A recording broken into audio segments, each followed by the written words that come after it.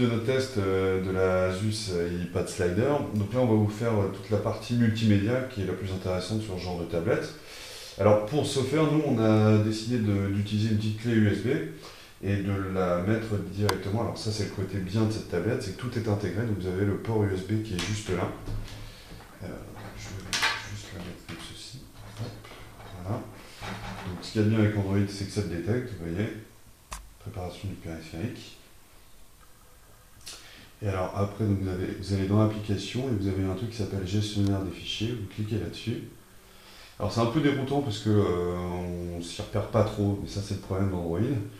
Donc là vous remontez, vous allez dans Removable, vous avez ensuite USB Disk, et là vous avez tout ce que j'ai mis sur cette clé. Alors pour cela, nous on va vous faire voir par exemple on va commencer par toute la partie audio. Alors attendez, je retrouve, voilà, donc là c'est toute la partie audio ici, donc je le lis automatiquement, voilà.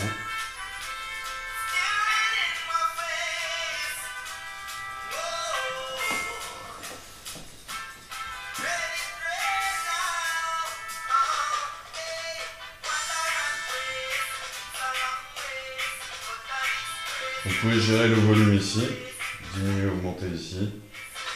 Le son est correct, il n'est pas trop puissant, c'est le seul truc qu'on pourrait reprocher. Donc si j'arrête comme ceci, je reviens en arrière et je retourne par exemple sur la musique, sur le logiciel intégré. Je vous fais voir rapidement.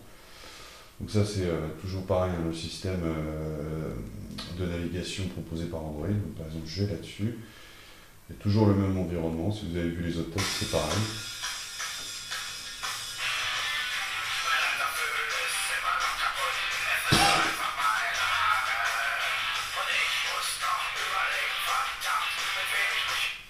Bon, le son est pas trop fort, je dirais même qu'il est un petit peu faiblard à certains moments, mais c'est quand même très très correct. Si vous regardez un film, ça passe sans aucun souci avec cette tablette. Je vous ferai rapidement maintenant la partie vidéo de cette tablette, donc je vais retourner là-dessus. Je vais aller directement dans le gestionnaire parce que je trouve ça plus pratique. Alors, on va sur USB et je vous fais voir la qualité qui est correcte. Donc ça se lit automatiquement, c'est l'avantage.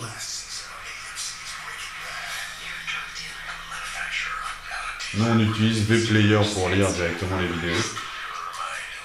Il fait très très bien le boulot quoi. Alors vous pouvez avancer pareil.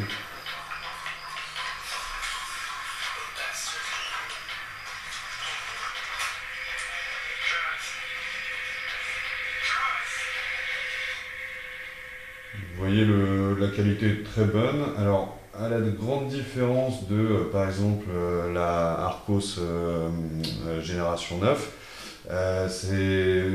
les Asus ne supportent pas les vidéos supérieures à 720p.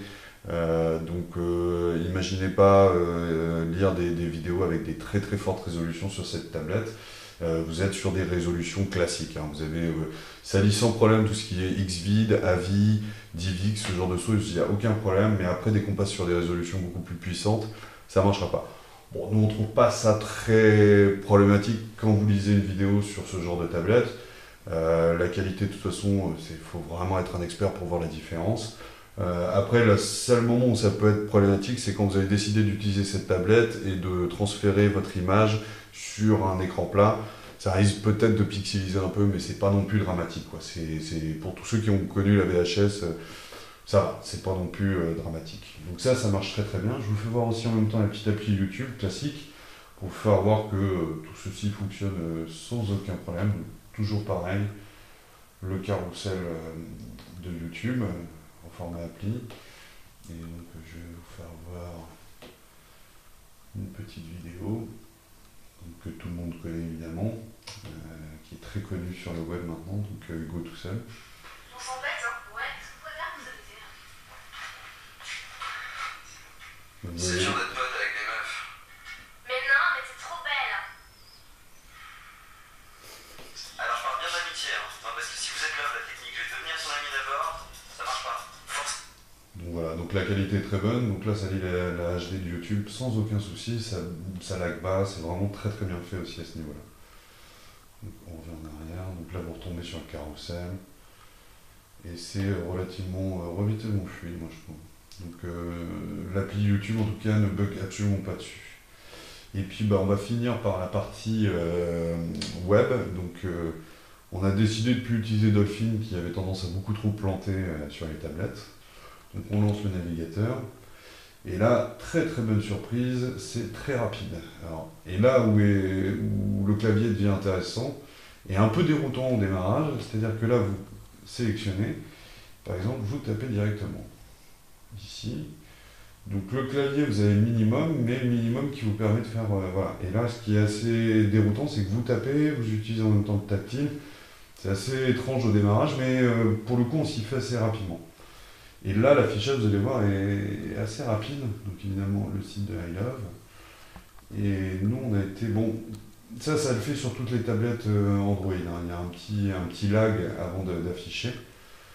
Mais bon, c'est très très correct, quoi. Pour une tablette comme celle-ci, c'est vraiment bien vu. Pareil, vous avez le système de navigation rapide ici. Alors, je vais faire un autre test avec, par exemple, le Monde. En espérant qu'il ne se mette pas au format... hop. Ah oui, le problème du Monde, c'est qu'il se met automatiquement en format mobile. Donc ça, c'est le seul souci. Mais ça se règle, hein. Donc voilà. Mais ce qui est pas mal, c'est que c'est assez déroutant, mais c'est pas mal, quoi, le fait d'utiliser le tactile pour ça. Notez que via le port USB, vous avez toujours la possibilité de brancher une souris si vous voulez surfer avec ça. Ça pose pas de soucis. Donc voilà, vous voyez, c'est quand même assez fluide. Ça marche très très bien pour tout ce qui est navigation. Alors, je vais essayer un autre, en espérant qu'il ne se mette pas au format web. Et libération. Voilà, là vous voyez le site s'affiche vraiment très rapidement. Donc évidemment le gros avantage des tablettes Android, ça lit le flash, même si ça a tendance à un petit peu bouffer les ressources de la tablette. Mais ça lit le flash, vous avez une vraie expérience internet. Alors je vais juste enlever je vais vous le remettre en format hop, comme ceci pour vous faire voir comment ça fonctionne. Donc je peux le mettre comme ça aussi. Vous voyez, la navigation se fait tout aussi bien. Donc ça c'est le vrai plus d'Asus, qui a une tablette qui réagit très très bien. Vous voyez, ça marche très très bien, donc vous cliquez dessus. Et voilà, ça vous affiche sans problème toute la page. Ça recharge un petit peu, mais ça c'est normal. Et ça marche vraiment très très bien. Hop, voilà. Alors l'autre petit truc que je vais vous faire voir, c'était la manière de monter la bécane. Donc comme je vous fais voir là, vous avez une petite flèche ici et on vous demande de monter pour la transformer en format netbook. Vous avez juste à faire ceci.